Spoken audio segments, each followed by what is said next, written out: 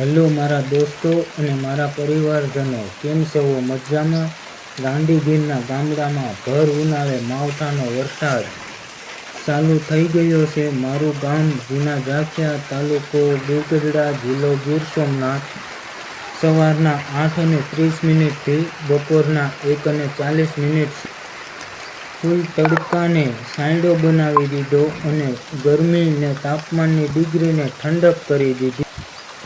અમારા ગોકુળિયા ગામનો વરસાદ તમે મિત્રો અને મારા પરિવારજનો જોઈ શકો છો. કડાકા અને ભડાકા અને ફૂલ પવન સાથે. મારા દોસ્તો અને પરિવારજનો, તમારા વિસ્તારમાં અને તમારા ગામમાં વરસાદ હોય તો જણાવજો.